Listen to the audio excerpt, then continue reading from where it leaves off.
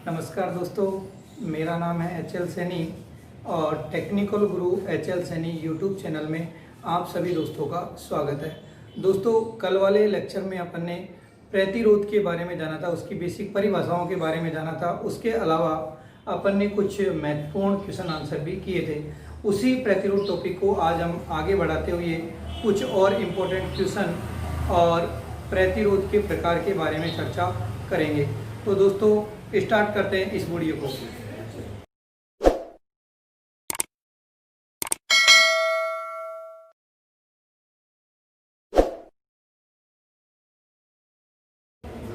हाँ जी दोस्तों, तो आज की क्लास का जो पहला क्वेश्चन ये है कि एक चालक की लंबाई L, कटाक क्षेत्रफल A तथा प्रतिरोध R है। इसी पदार्थ से बने दुगनी लंबाई तथा आधी त्रिज्या के दूसरे चालक का प्रतिरोध पहले चालक की तुलना में कितना गुना होगा। तो दोस्तों, आपको दे क्या रखा है कि जो पहले मेरे पास में प्रतिरोध है, तो प्रतिरोध का सूत्र क्या होता है, R बराबर रॉ L बटे A। मतलब जो पहले तार है उसकी लंबाई L, कटाक क्षेत्रफल A और विशिष्ट प्रतिरोध रॉ तथा प्रतिरोध R है। तो दोस्तों, कटाक क्षेत्रफल A बराबर क्या होता है, पाई R स्क्वायर। तो क्या मैं ये कह सकता हूँ कि नहीं कह सकता हूँ कि जो त्रिज्या है और जो कटाक क्षेत्रफल है वो दोनों किसमें है, वर्ग में है। किसमें है, दोनों वर्ग में है। मतलब यदि मैं त्रिज्या का मान दुगना करूंगा तो जो मेरा कटाक क्षेत्रफल है वो पहले की तुलना में कितना गुना हो जाएगा, 4 गुना हो जाएगा। और यदि मैंने त्रिज्या को 3 गुना किया तो 3 का वर्ग कितना हो जाएगा, 9 गुना। और यदि त्रिज्या को मैंने 4 गुना किया तो मेरा क्षेत्रफल कितना गुना हो जाएगा, 9 गुना हो जाएगा। हाँ जी, तो अब देखते हैं कहना क्या चाह रहा है कि पदार्थ वही है। तो दोस्तों, यदि पदार्थ समान है तो रो का मान परिवर्तित नहीं होता है। मतलब पहले वाले चालक तार का जो रो होगा वो का वही दूसरे वाले चालक तार का होगा, अर्थात रो का मान परिवर्तित नहीं होता है। तो दोस्तों, कहना क्या चाह रहा है कि जो दूसरा चालक तार लिया है उसकी लंबाई पहले की तुलना में क्या है, दुगनी। तो देखिए दोस्त, पहले लंबाई कितनी है, L, अब उस लंबाई को कितना कर दिया है, 2L। और कहना चाह रहा है कि जो त्रिज्या है वो पहले की तुलना में क्या कर दी गई है, आधी। तो पहले त्रिज्या क्या थी, R, तो अब त्रिज्या कितनी कर दी गई है, R बटा 2। दोस्तों, मैंने बताया था कि त्रिज्या और क्षेत्रफल के बीच में रिश्ता वर्ग में होता है। तो दोस्तों, अब जो मेरा क्षेत्रफल होगा वो आधी करूंगा तो 1/2 का वर्ग कितना होता है, 1/4। भाई, त्रिज्या के वर्ग में ही तो क्षेत्रफल चेंज होता है कि नहीं होता है। तो त्रिज्या आधी की तो आधे का वर्ग 1/4। मतलब क्षेत्रफल पहले की तुलना में कितना हो गया, 1/4। मतलब लंबाई पहले की तुलना में दोगुनी और जो मेरा कटाक क्षेत्रफल है पहले की तुलना में कितना हो गया, 1/4। पूछना चाह रहा है कि इस तार का प्रतिरोध क्या होगा।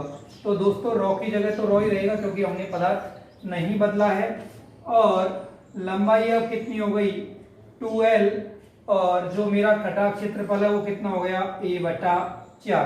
तो दोस्तों, 4 कहां चले जाएगा, ऊपर, और 4 जब 2 से गुणा होगा तो कितना हो जाएगा, 8। रॉ की जगह रॉ, L की जगह L और A की जगह A। मेरे प्यारे दोस्त, आप जानते हो कि रॉ L बटा A क्या होता है, रॉ L बटा A किसको दर्शाता है, तो दोस्तों ये दर्शाता है R को।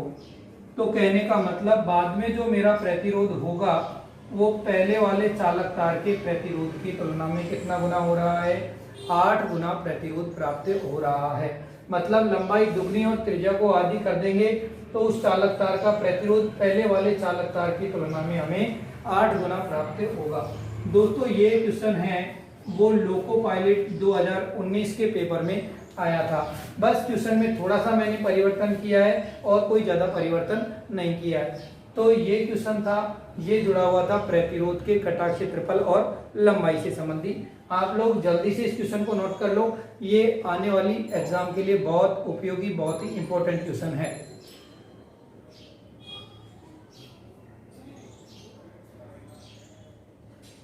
पेन कॉपी साथ में लेके बैठा करो ताकि क्वेश्चन जैसे ही मैं करूं तो उसको आप जल्दी से नोट कर सको।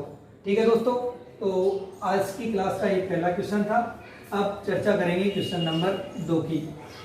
ध्यान रखना प्रतिरोध के दोस्त जो न्यूमेरिकल्स होते हैं वो बहुत ज्यादा आसान होते हैं, बस इसमें कॉन्सेप्ट का ध्यान रखना होता है कि भैया कि कौन सी चीज दे रखी है और कौन सी बात पूछना चाह रहा है। अक्सर अपन क्या करते हैं कि सीधा फार्मूला लेके बैठते हैं, फॉर्मूले पे फोकस ना करके लॉजिक का ध्यान रखो इन क्वेश्चनों में, तो ध्यान रखना आपके क्वेश्चन बहुत जल्दी सॉल्व हो जाएंगे। हाँ जी, बात करते हैं क्वेश्चन नंबर 2 की। तो दोस्तों क्वेश्चन नंबर 2 आप नोट कीजिए, मैं लिख रहा हूं, एक चालक तार का प्रतिरोध 8 ओम है, 8 ओम है।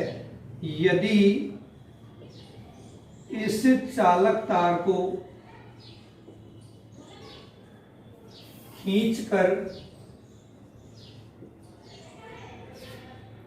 लंबाई को दोगुना कर दिया जाए तो प्रतिरोध के मान में कितने प्रतिशत की वृद्धि होगी, कितने प्रतिशत की वृद्धि होगी।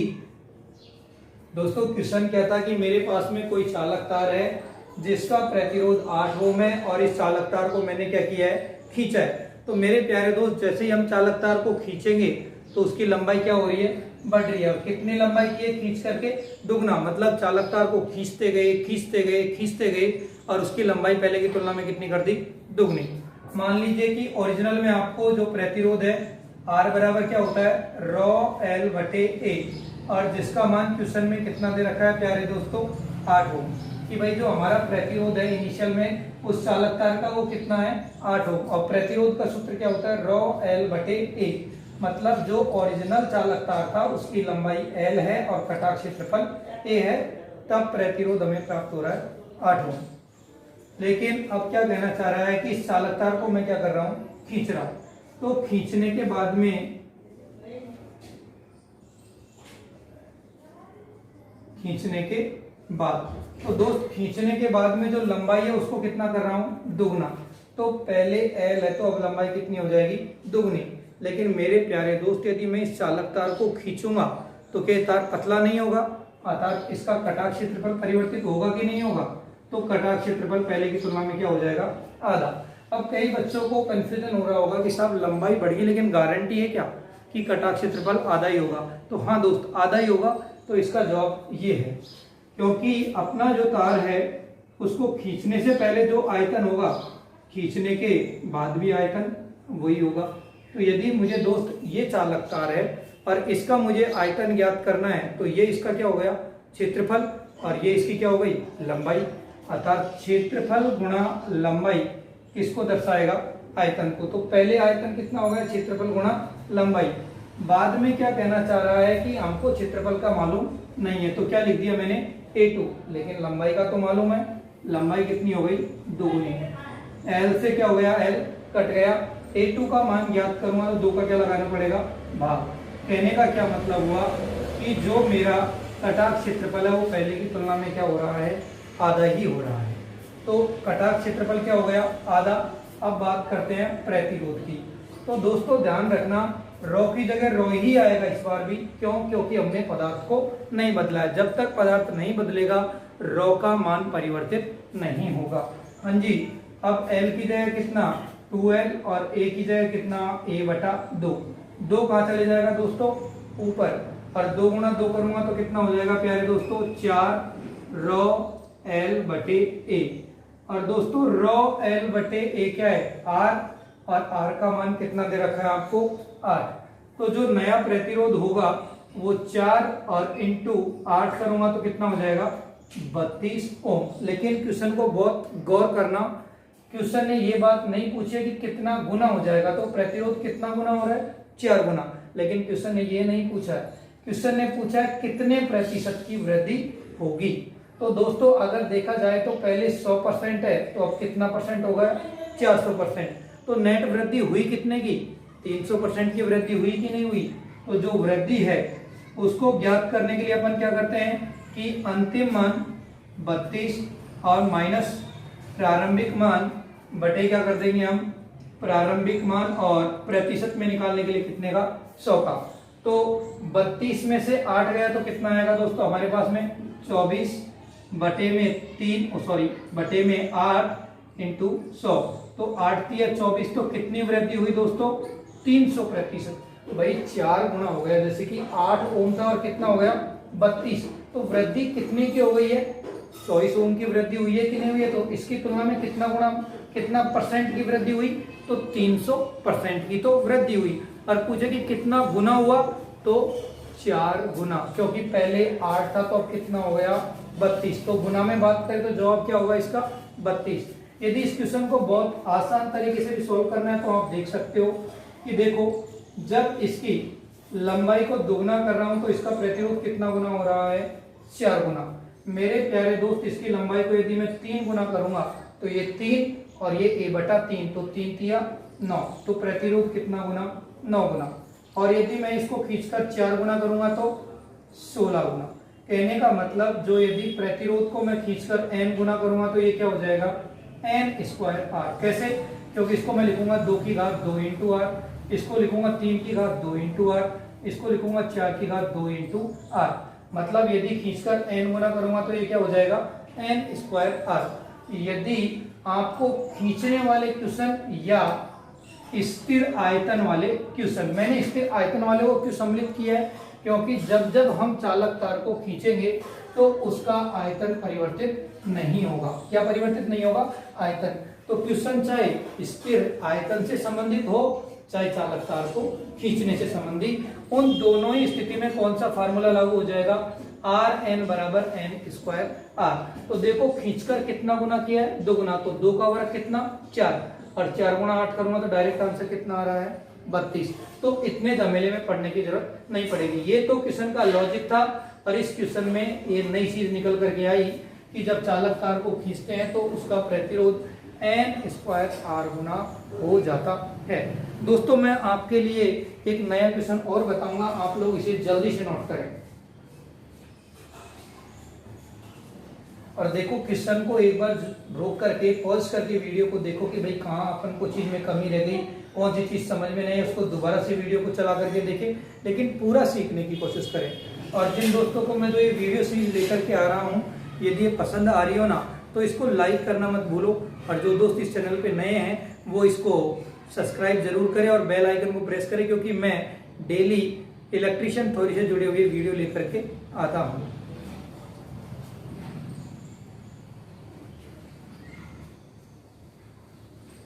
आशा करता हूं कि आप लोगों ने क्वेश्चन उतार लिया होगा। चर्चा करते हैं नेक्स्ट क्वेश्चन के बारे में।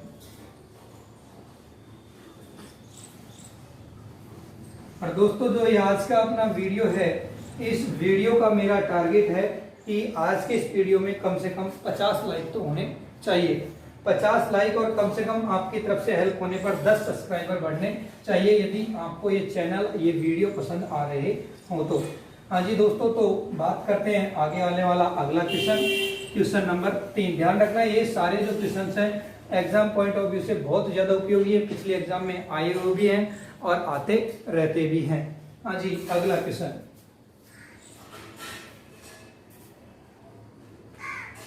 एक चालक तार के आयतन को स्थिर रखते हुए कटाक्ष क्षेत्रफल को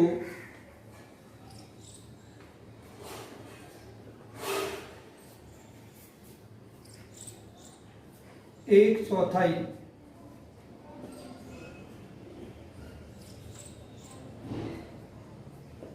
कर दिया जाए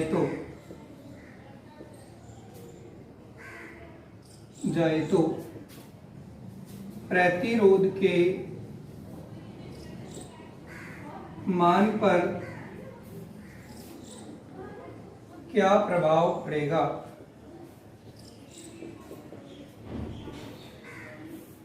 दोस्तों ये 2015 DMRC का क्वेश्चन है, इसमें मैंने एक थोड़ी सी वैल्यू में परिवर्तन कर दिया है। क्वेश्चन ने क्या दे रखा है कि चालक तार का आयतन क्या है, स्थिर है, मतलब आयतन परिवर्तित नहीं हो रहा है। आयतन कैसा है दोस्तों, स्थिर है, और कटाक्ष क्षेत्रफल को पहले की तुलना में क्या कर दिया है, आधा। तो सॉरी, कटाक्ष क्षेत्रफल को पहले की तुलना में कर दिया 1/4। तो यदि पहले कटाक्ष क्षेत्रफल a था तो अब कितना हो गया, a/4। मेरे प्यारे दोस्त, मैंने अभी आपको 2 मिनट पहले ही बताया था कि चाहे क्वेश्चन खींचने वाला हो चाहे क्वेश्चन स्थिर आयतन वाला हो, दोनों में ही कौन सा फॉर्मूले का लॉजिक लगता है, Rn बराबर n²r।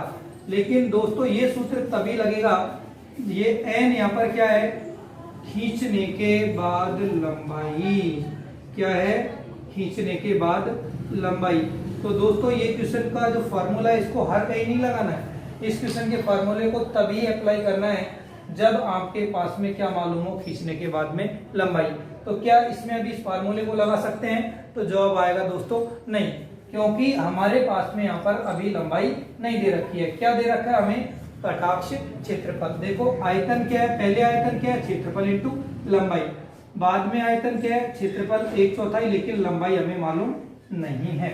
तो दोस्त यदि मुझे लंबाई मालूम करनी होगी तो 4 से क्या करना पड़ेगा, गुणा करना पड़ेगा। मतलब जो बाद में जो लंबाई आ रही है वो कितनी गुना प्राप्त हो रही है, 4 गुना। तो दोस्तों n का मान कितना आ जाएगा, 4। तो मेरा जो प्रतिरोध है वो अब कितना हो जाएगा, पहले की तुलना में 16 गुना। तो दोस्तों इन क्वेश्चनों को जब भी हल करें वो दिमाग में सेट रखना कि भैया स्थिर आयतन है, खींचने वाले चालक तारों में ये फार्मूला लगेगा जरूर, लेकिन यहाँ पर जो ये n है ये खींचने के बाद में लंबाई है। कहीं आप त्रिज्या व्यास पे यदि ये सूत्र को लगा दोगे तो दोस्तों आपका जवाब हमेशा गलत ही प्राप्त होगा। तो ध्यान रखना हमेशा कि ये फॉर्मूला तभी लगाना है जब आपको खींचने के बाद में क्या मालूम हो, लंबाई। बिना लंबाई के मालूम हुए आप इस क्वेश्चनों को यदि करोगे तो दोस्तों आपको बहुत सारी दिक्कतें होंगी। ठीक है दोस्तों, उतारिए इस क्वेश्चन को जितना जल्दी हो सके।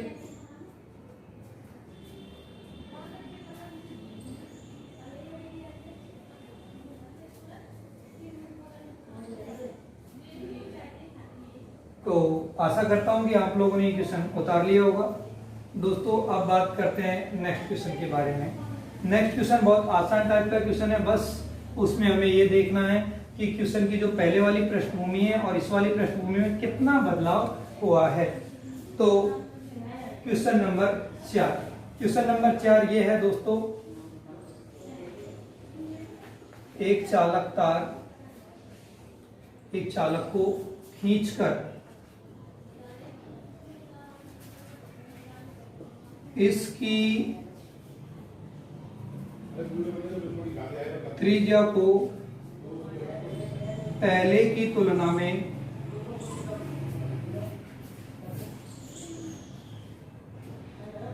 आधी कर दी जाए तो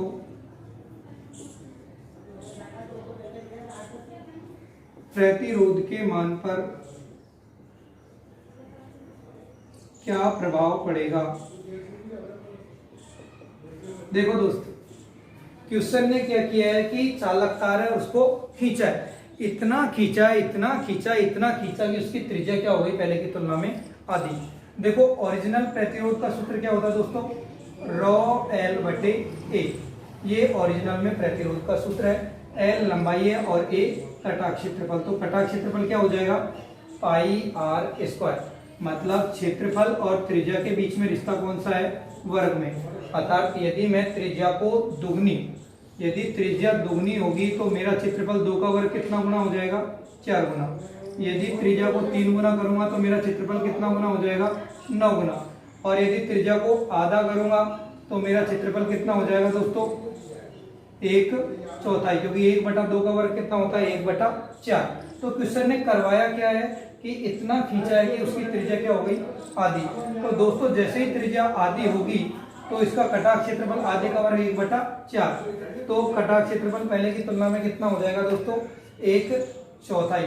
क्या पदार्थ को बदला है, तो नहीं। तो ρ का मान क्या रहेगा दोस्तों, स्थिर रहेगा। तो अब जो मेरा प्रतिरोध होगा वो होगा ρL का मुझे मालूम नहीं है क्या, तो दोस्तों हमें मालूम है इनडायरेक्ट रूप से। क्यों, क्योंकि यदि कटाक्ष क्षेत्रफल 1/4 है तो हमारी लंबाई कितनी गुना हो रही होगी, 4 गुना। क्योंकि हम देख रहे थे कि लंबाई दुगनी तो कटा क्षेत्रफल आधा, लंबाई 3 गुनी तो कटा क्षेत्रफल 1/3। तो ये कितना हो जाएगा दोस्तों 4, और ये कितना होगा a/4। तो 4 से 4 जाएगा ऊपर, तो 4 चौकू 16। तो जो प्रतिरोध होगा वो पहले की तुलना में कितना हो जाएगा दोस्तों 16 गुना प्राप्त होगा।